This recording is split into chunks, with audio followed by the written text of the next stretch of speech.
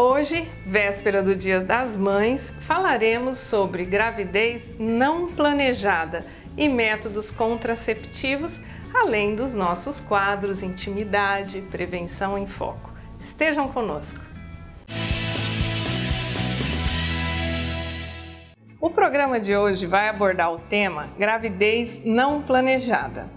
Hoje, os dados estatísticos sobre a incidência da gravidez não planejada no Brasil são assustadores. Para vocês terem uma ideia, aproximadamente 20% das gestações que acontecem, dos partos que acontecem, são oriundos de adolescentes. E desse montante de partos, 54% chegam a ser indesejadas ou não planejadas. Ou seja, de todos os 100% de partos que acontecem no Brasil hoje, apenas 48%, a minoria, é realmente planejada. A grande maioria são nascimentos que não foram planejados. E dentro dessa grande maioria, uma porcentagem significante é oriunda de adolescentes. E aí, as consequências dessa gestação não planejada vêm com alguns adicionais que também não são nem um pouco interessantes. Diferente de países como os países da Europa e Estados Unidos, que essa estatística não chega a 10% entre gestação em adolescentes, fica em torno de 6%. Portanto, esse tema, ele precisa ser conversado, precisa ser repetido e repetido quantas vezes forem necessárias. E para isso, eu convidei Josiane Canali, minha colega, para a gente poder conversar um pouco sobre essa gestação não planejada. Isso já se tornou um problema de saúde pública, né, Josi? Pois é, Ana. É algo que a gente tem que se preocupar no dia a dia, na rotina clínica, de consultório. É algo que nos preocupa muito, a gente vem se deparando todos os dias. Quem faz a rotina de plantão, a vida de pronto-socorro é algo muito corriqueiro, é algo cada vez mais presente na nossa vida. Os dados são alarmantes, isso é muito vivo e muito assustador. Se a gente for pegar a estatística onde se a gente for, vamos aproximar isso, 50% das gestações não são planejadas e dentre elas 20 são adolescentes, isso é algo que, poxa, por que está acontecendo isso, né? Então vamos ver onde é que está errado, o que está acontecendo? Será que é o ninho familiar? Será que é alguma conversa, relacionamento? Será que é alguma coisa ali na organização, na estruturação familiar? Por que está acontecendo isso? Está na hora da gente parar e conversar. Tá tudo muito solto hoje em dia. Mas por quê? Não está mais liberal? Não deveria ser ao contrário? Se as coisas estão mais fáceis, se o diálogo está mais fácil, se o acesso à saúde, ao anticoncepcional, ao médico está mais fácil, por que a gravidez está acontecendo nesse ritmo alarmante entre os adolescentes? Então está na hora da gente parar e conversar sobre isso. Com certeza, e além do acesso ser mais fácil, a informação Exatamente. É mais fácil. Toda essa galera que está engravidando sem se planejar é uma galera que tem informação sobre métodos contraceptivos, sobre como acontece uma gestação e das consequências dela. Só que essa questão ainda não está sendo eficiente na prática. E aí a gente precisa ver onde é que realmente estão esses gargalos, onde é que nós estamos falhando para que essa estatística não seja cada vez menor. Tão assustadora. Então é uma galerinha que tem mais acesso à internet, a computador, né, a informação, mas tem algum lugar aí que tá errado, tem algum lugar que tá falho, né? Então a gente tem que voltar aí a sentar, conversar, uma roda de bate-papo aí com família, com pai, com mãe, quem é que tá criando, será que tá faltando diálogo, será que tá faltando um pouco mais de ouvir, um pouco mais de conversa, conversa, um pouco mais de relacionamento, porque a coisa tá muito desandada, a coisa é muito preocupante. Sem dúvida. E assim, o que a gente quer com o programa é justamente fazer com que as famílias, com que os responsáveis por esses adolescentes tenham esse insight, né? Porque não adianta só oferecer a informação. E a gente tem que lembrar que quando essa adolescente ela fica grávida, na maioria das vezes, toda a responsabilidade, na realidade, ela é muito imatura, né? Então, se ela não teve maturidade para e até o acesso à informação, ela também não vai ter maturidade para assumir uma gravidez, assumir a responsabilidade de cuidar de um filho. Então, na realidade, quem vai assumir isso vai ser a família, né? Vai ser o pai e a mãe dessa adolescente. Então, se o pai e a mãe dessa adolescente não teve maturidade aí para orientar e informar sobre o uso de métodos contraceptivos, sobre namorado, sobre relação sexual, ela vai ter que ter maturidade para sentar agora e orientar sobre, olha, vamos cuidar do filho, desse bebê, tá vindo aí, vamos ter que trocar fralda, vai ter que educar, porque agora o negócio vai ficar muito complicado. Já vai ficar mais complicado. E o acesso está muito fácil hoje à saúde, né? Então, vamos procurar a resolução do problema, né, antes que esse adolescente tenha a gravidez. Vamos antes, né, na consulta, vamos procurar o acesso à informação, vamos dar a informação para esse adolescente. Então vamos tentar procurar isso, sanar esse problema antes. Sim, e a gente não tapar, né, os olhos. Só com a peneira. Justamente. Existe o pensamento mágico do adolescente, que ele acha que nada acontece com ele, mas os pais não podem entrar nessa vibe. Os pais têm que ter a ficha caída. Você vai falar, mas não é só adolescente que faz então... isso. Esse pensamento mágico não é só do adolescente. Esse pensamento mágico também é do pai e da mãe. Que, com meu filho não, a minha filha não faz, a minha filha é linda, a minha filha não vai ter relações sexuais, ela só vai ter relações sexuais quando eu achar... Não, esquece. Então, o adolescente, ele terá relações sexuais quando ele quiser. Sim. Mãe e pai tem que entender isso, tem que pôr isso na cabeça. O adolescente, ele não pensa com a cabeça, ele pensa com os hormônios. Então, ele vai ter relação sexual quando os hormônios acharem que devem. E a gente tem que lembrar que, na hora do beijo, na hora do amasso, quem ferve não é a cabeça, é o hormônio. O negocinho coce, o negócio desanda, gente. Então, o pai e a mãe têm que orientar o adolescente a estar preparado para essa hora, porque nessa hora o pai e a mãe não estão lá do lado freando, Ninguém né? nem lembra de pai e mãe. Imagina, ninguém nem vai lembrar do pai e da mãe. Sim, e você sabe que eu tenho visto no consultório também, que é uma coisa interessante, preocupante, o número de gravidezes não planejadas na paciente acima dos 40 também, que são aquelas pacientes que saíram de um relacionamento, às vezes longo, estão divorciadas, se descuidam. E engravidam. E aí é uma condição também de uma gestação indesejada com um impacto muito grande, porque essas pacientes já têm filhos adultos e uma vida estruturada, uma rotina já estabelecida, e daí elas se veem deparadas às vezes com filhos já casados. Meu Deus, e agora? Eu tenho um filho novinho aqui, né? Então é outra também, mas é menos, uma porcentagem bem menor. A porcentagem é menor, mas o que muito me preocupa nessa população é, primeiro, não estamos usando camisinha em todas as idades, e isso tem repercussões que vão além das gestações indesejadas. E segundo, o índice de aborto nessas mulheres acaba sendo alto, aborto provocado, porque elas são mulheres que elas têm condições. O acesso muito mais fácil. O acesso é mais fácil do que o adolescente. Infelizmente. E eu costumo dizer, Ana, que de um relacionamento que você não se previne, que você não utiliza métodos contraceptivos, o melhor que você pode tirar é uma gestação, né? Então, se você sair só grávida, tá ótimo. Agora, se você levar uma outra coisa dele, aí o negócio começa a complicar. Uma porção de outras coisas, porque nós temos outras doenças que daí o cabelo cai, né? O negócio fica muito complicado. Então, eu falo que se só for a gravidez, levanta as mãos pro céu e agradece, né? Porque, assim, o uso do preservativo previne de um monte de outras doenças, né? Então, é isso que as mulheres, as adolescentes, todo mundo tem que pensar, né? A gente tem que usar preservativo. Então, não é só método contraceptivo, não é só o anticoncepcional, né? Então... Mas agora, nesse próximo bloco, nós fomos na rua e pegamos algumas dúvidas, sabe, de adolescentes e de mulheres em geral sobre métodos contraceptivos. Então, nos aguardem nesse próximo bloco que nós vamos tirar várias dúvidas sobre os métodos contraceptivos. Quem coloca DIU pode ter relação sexual normalmente?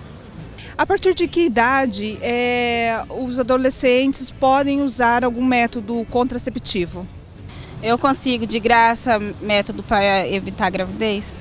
Dizem que o DIU provoca aborto, é verdade? Eu gostaria de saber qual é o método para os adolescentes para prevenir a gravidez. Dizem por aí que quem toma pílula há mais de uns 20 anos, mais ou menos, não consegue engravidar. Isso é verdade? E se for verdade, quanto tempo antes eu tenho que parar de tomar para poder ter uma gravidez saudável? Bom, nós escutamos as perguntas, as dúvidas das mulheres em geral.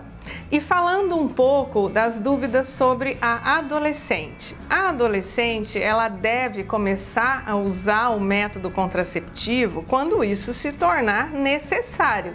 Então não existe uma idade. A gente preconiza que se evite de usar métodos principalmente hormonais antes de 2 anos de menstruação. Mas, em algumas situações, isso pode ser revisto. E os métodos contraceptivos que a adolescente pode lançar mão, hoje já são vários, né, Josi? A gente tem várias opções, vai depender da indicação que ela apresenta.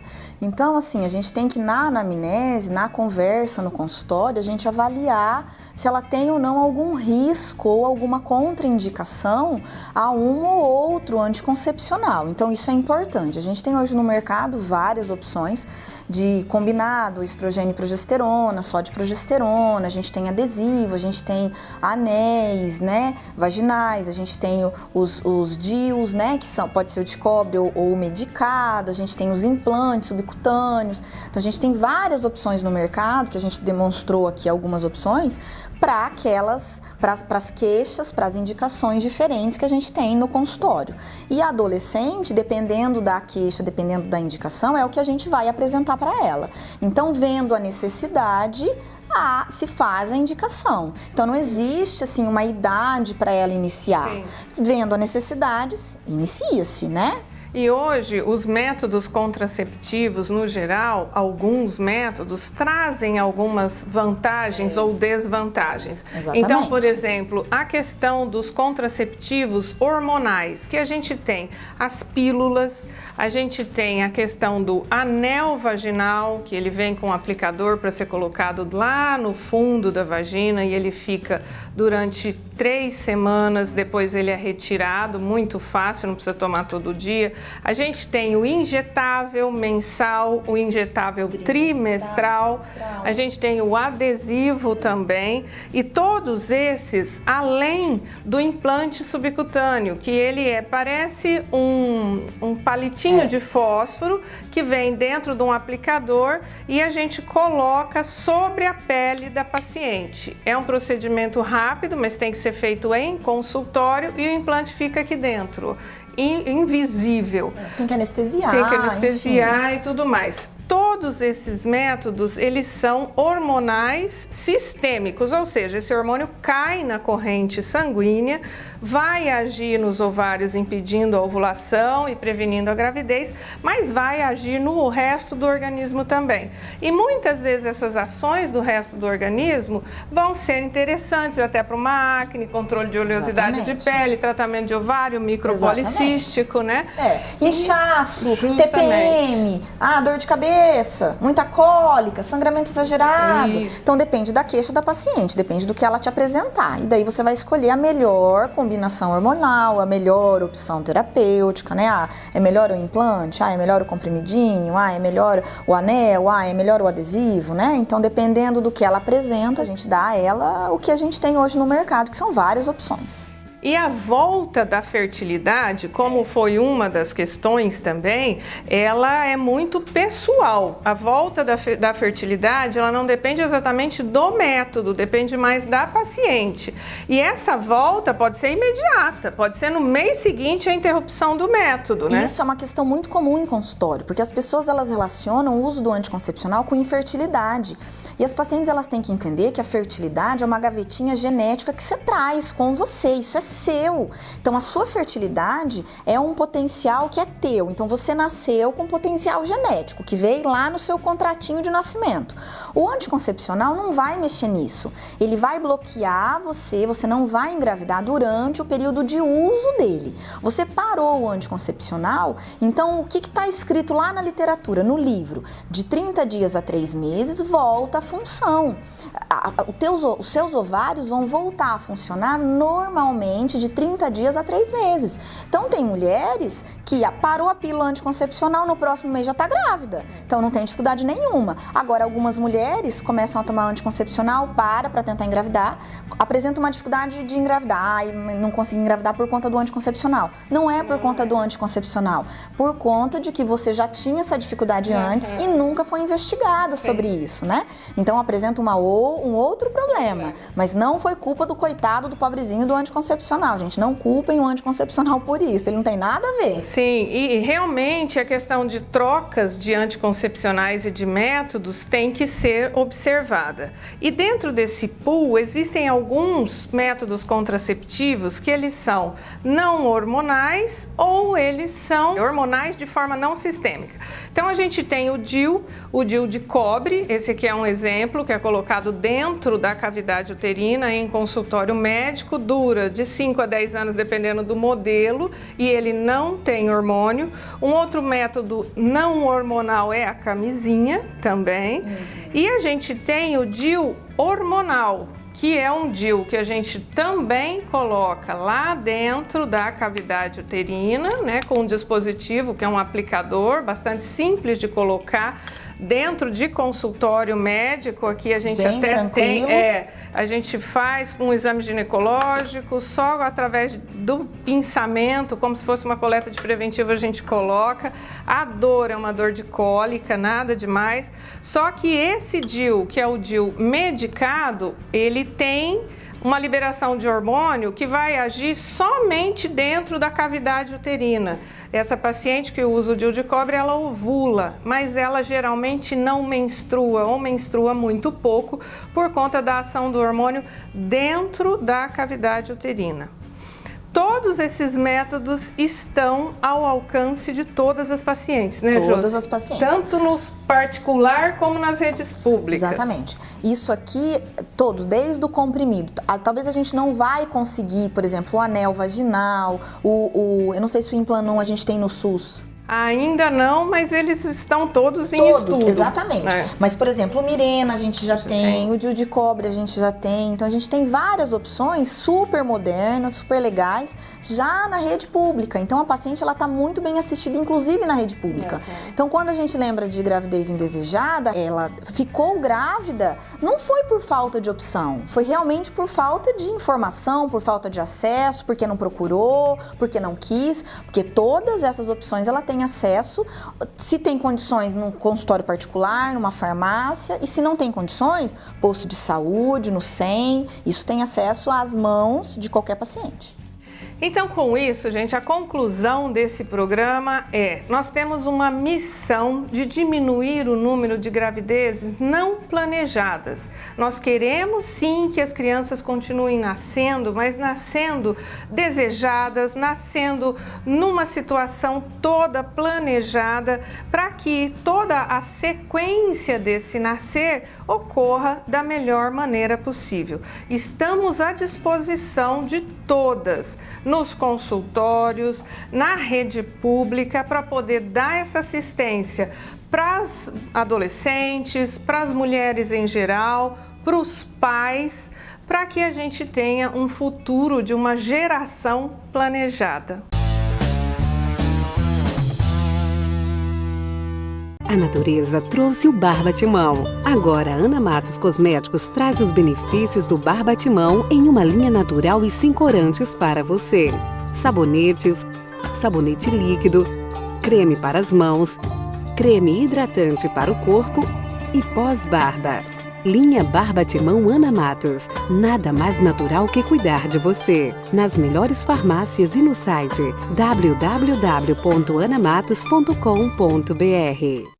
Família feliz é família protegida. Na Vacine Care, você encontra vacinas importadas para crianças, adolescentes e adultos. Furo de orelha seguro e higiênico, teste de alergias, teste do pezinho, rede fria controlada 24 horas por dia. Temos um espaço especial e divertido para o seu filho e uma equipe de profissionais especializados. Vacine Care, clínica de vacina especializada. What I would do to take away this fear of being loved, allegiance to the pain. Now I fucked up and I'm missing you. I'll never be like you. I would give anything to change this fickle-minded heart that loves fake shiny things. Now I fucked up and I'm missing you. I'll never be like you.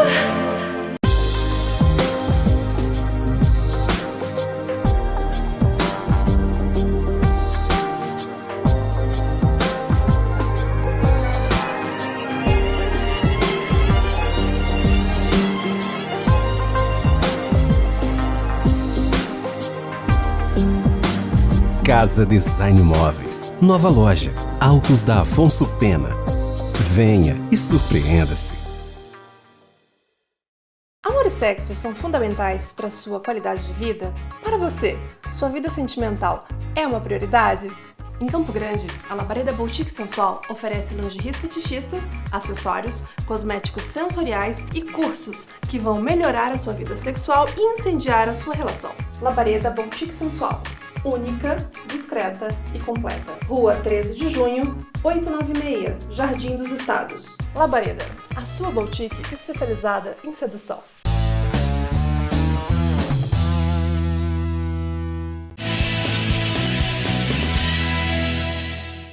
Quando nós abordamos o tema intimidade, nós sempre falamos dos casais. E hoje nós vamos falar um pouco sobre os casais homoafetivos. O viver bem a sua intimidade, o ser feliz em sua intimidade, vai muito além do casal que nós estamos considerando. Não existe uma regra, não existe algo fixo para que a pessoa possa ser feliz. Não existe um caminho só, uma opção só. Existem pessoas que se relacionam durante todo o tempo nessa busca incessante de felicidade. Quando a gente conhece mais de um assunto, eu acho que é mais fácil da gente entender, respeitar e acabar um pouquinho com esse mistério, com esse tabu. Então, quando a gente fala, é importante que a gente consiga entender o que é identidade de gênero e o que é orientação sexual. Então, a gente nasce macho e fêmea, que vai ser determinado pelos nossos cromossomos e pelo genital que a gente nasceu. Ao longo da vida, a gente vai se desenvolvendo em homens e mulheres. Ser homem ou ser mulher é aquilo que eu me entendo, que eu me enxergo em relação à sociedade.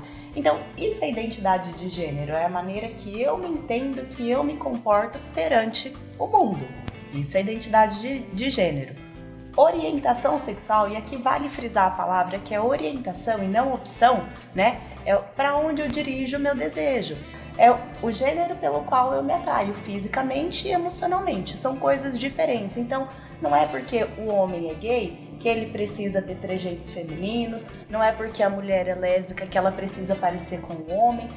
Sim, e todo relacionamento, seja ele hétero e homossexual, requer algumas observações, requer cuidados, porque existe essa troca, esse contato íntimo. E esse contato íntimo, ele pode ter consequências, mesmo em se considerando a homossexualidade, não é, Karina? Com certeza. Existem preservativos a serem usados, Tem o preservativo masculino, existe o preservativo feminino, existe preservativo para a língua. Existem vários tipos de acessórios que podem ser utilizados para prevenir doenças, para até causar estímulos. Esse preservativo, por exemplo, para a língua, ele estimula na hora do namoro em si. Então, assim, é uma forma de prevenção e de namorar. É bem interessante o produto.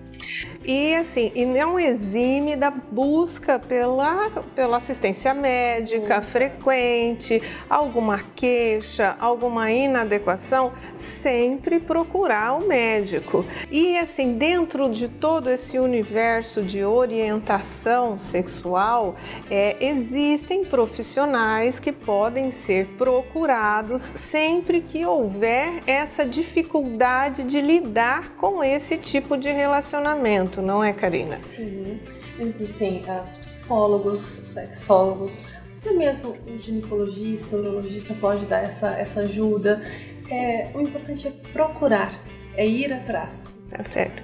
Então, o que nós queremos dizer aqui é que a intimidade dos casais, e casais no sentido amplo que a palavra encerra, ela tem que ser vivida sempre de uma forma responsável e de uma forma onde se busque uma felicidade, onde se busque uma adequação. O que a gente quer é que todos sejam felizes, de uma forma responsável, mas felizes.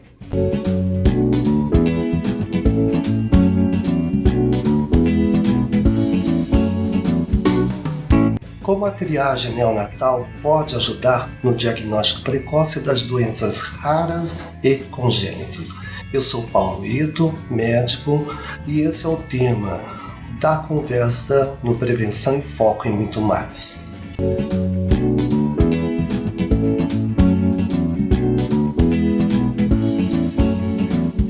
Realizar exame nos primeiros dias de vida, preferencialmente entre o terceiro e o quinto dia, máximo até 30 dias, ajuda no diagnóstico precoce das doenças raras e congênitas. O que é a triagem neonatal? Trata-se de uma ação preventiva, inclui aí o famoso teste do pezinho, visando a detecção precoce das doenças raras e congênitas, agilizando seu tratamento e reduzindo ou eliminando os riscos dos problemas futuros na fase adulta. Nos casos de doenças raras, é importante usar tecnologias mais avançadas. Quanto mais abrangente o teste de triagem neonatal, mais doenças poderão ser detectadas de forma mais detalhada. Quais as doenças podemos detectar? Sífilis, HIV, a citomegalovírus, toxoplasmose, rubéola, a galactosemia, que é do erro de metabolismo, e as hemoglobinopatias, além de outras. Existem fatores de risco? Os médicos responsáveis, o obstetra, o pediatra, o neonatologista, devem estar atentos aos exames necessários, além dos pais, claro. O diagnóstico precoce possibilita agilizar o tratamento e conter o avanço da doença. A prevenção deve começar cedo, com a realização dos exames principais. Começa pela triagem da gestante e, junto com a triagem neonatal e o comprometimento e postura dos profissionais na identificação dessas doenças silenciosas. Salvar a vida é a meta. Conte conosco para esclarecermos as suas dúvidas. Acesse as nossas redes sociais e até o próximo encontro.